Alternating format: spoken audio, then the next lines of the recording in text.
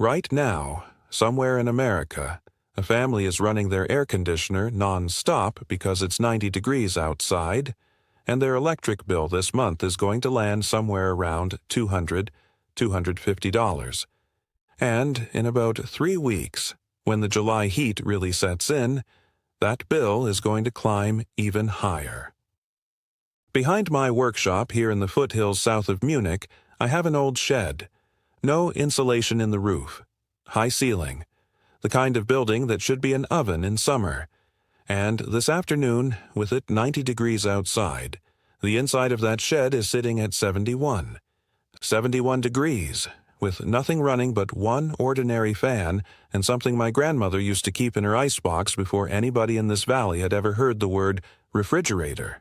No compressor, no refrigerant gas, no repairman. Just a fan, some frozen water, and one pinch of something you already have in your kitchen cupboard. My name is Martin Hofer. I grew up on a small farm here in Bavaria, and my grandmother Rosina fed 8 people out of that kitchen with no supermarket anywhere close and no machine doing the cooling for her in summer.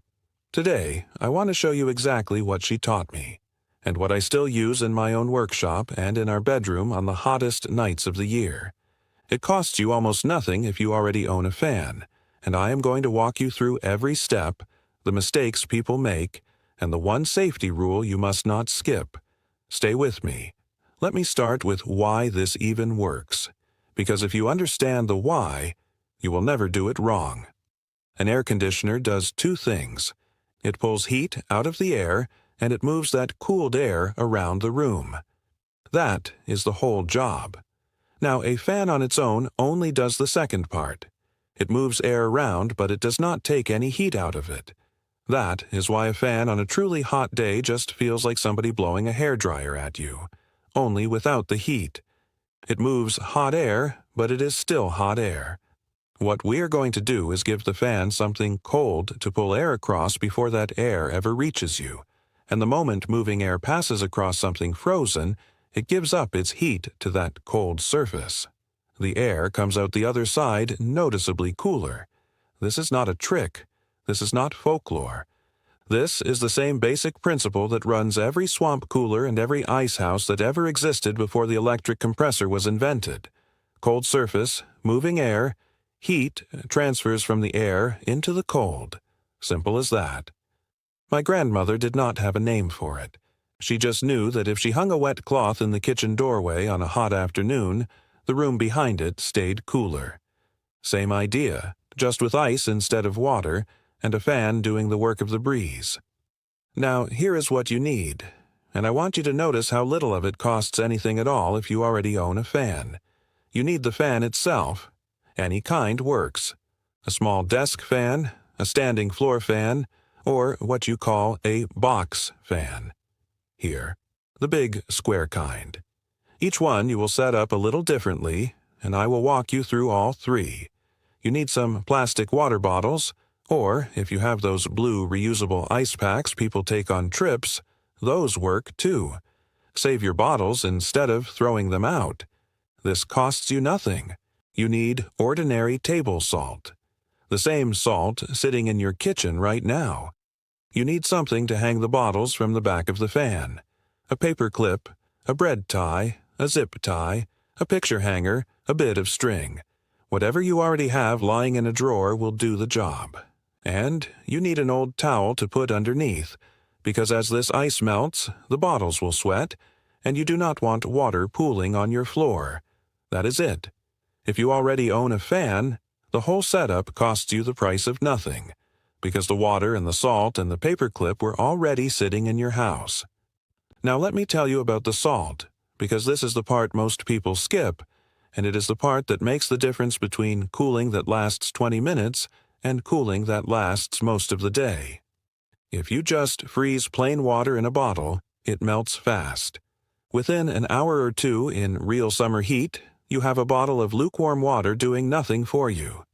But if you add salt to the water before you freeze it, the salt slows the melting down. This is the same reason the old ice cream churns, the hand crank kind my father used before I was even born, always called for rock salt packed around the ice. Salt lowers the temperature at which water freezes and thaws, and it makes the ice hold its cold much, much longer as it melts.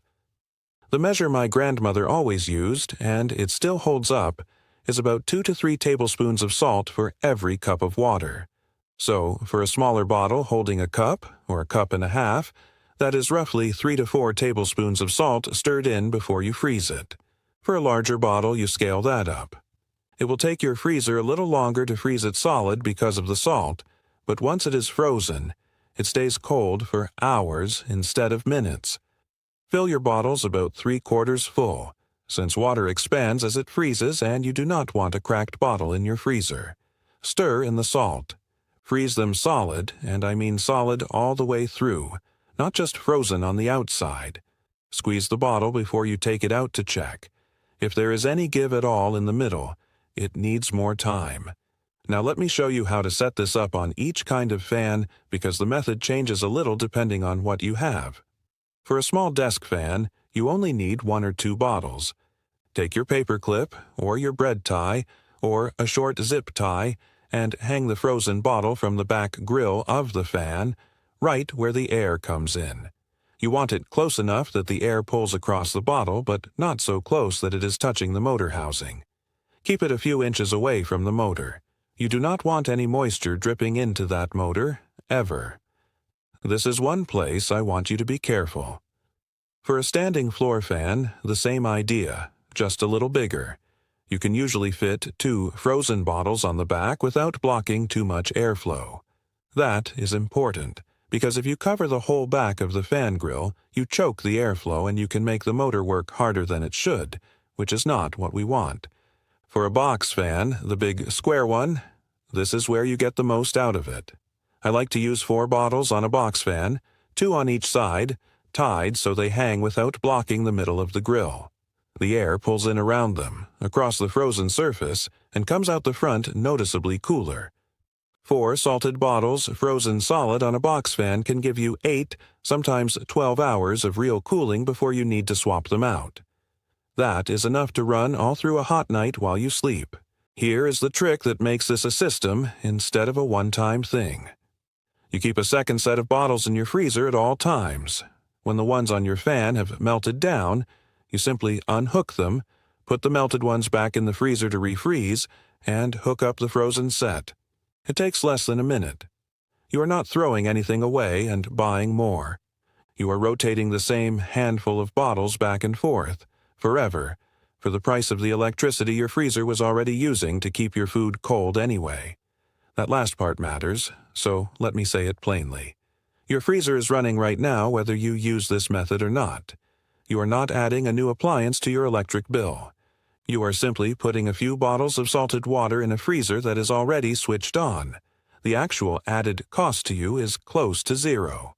Now, a couple of honest words, because I will not pretend this does something it cannot do. This will not cool your whole house the way a central air unit does. What it will do is cool the room you are in. A bedroom, a workshop like mine, a small den, a kitchen. For a space like that, it works remarkably well. In my 16 by 16 shed with no insulation at all, on a day that hit 93 degrees outside, this setup took the inside down to 70 degrees, with nothing but a fan and frozen salt water.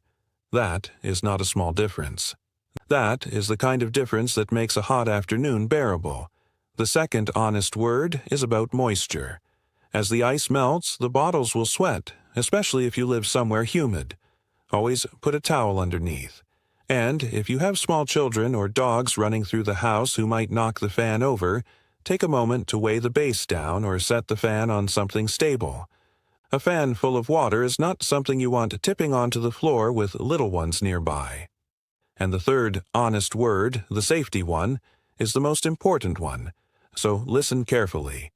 Anytime you are running a fan with water anywhere near it, plug that fan into an outlet with a ground fault protector, what is called a GFI outlet, the kind you already have in your bathroom or kitchen most likely. If any moisture ever finds its way where it should not, that outlet will cut the power immediately, before it becomes a real problem. This is not something to skip. My grandfather always said, Respect water and electricity the same way you respect fire. Not because they are always dangerous, but because when you are careless with them, they punish you fast. Now, I want to take a moment, because this is the part that matters more than the bottles and the salt. Think about what a window air conditioning unit costs you. $200, $300 to buy one, and then every single month it runs, your electric bill climbs, sometimes by $60, $80, $100 just from that one unit working through July and August. Central air is worse.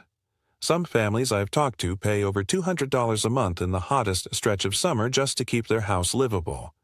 And here's what nobody at the appliance store is going to tell you. For a single room, for a workshop, for a bedroom on the worst nights of the year, or for the days the power goes out entirely and your central air is useless anyway, a fan and a bit of frozen salt water can do real, measurable cooling. 10 degrees, sometimes 15 or 20 in a small space for the price of a paper clip and salt you already own. There is no company selling you a salted water bottle. There is no repairman coming to service a paper clip. That is exactly why you have never been shown this on the shelf at the hardware store. Nobody profits from a fan you already own and a bottle you were about to throw away. My grandmother did not do this because she had read a study. She did it because in her kitchen, in 1951, there was no other choice, and what she figured out through years of hot Bavarian summers still works exactly the same today. So here is what I want you to do. Take 2 or 3 empty bottles you already have. Fill them 3/4 full of water. Stir in 2 to 3 tablespoons of salt per cup. Freeze them solid. Hang them off the back of whatever fan you own with a paper clip, a bread tie, whatever you have in the drawer. Put a towel underneath, plug it into a GFI outlet, and turn it on. Give it 20 minutes and tell me in the comments how much your room dropped and what kind of fan you used. I read every single one, and it helps the next family trying this know what to expect in their own climate. Next time, I want to show you the root cellar my grandfather dug into the hillside behind our barn in 1951, still holding a steady 54 degrees today, summer and winter both, with no power at all. It is the older cousin to everything I showed you here, and once you understand it, you will understand why my family never worried much about the heat, or the cold, or the electric company at all. Until then, stay cool, stay curious, and remember, the people who built this country with their hands knew things we are only just starting to remember.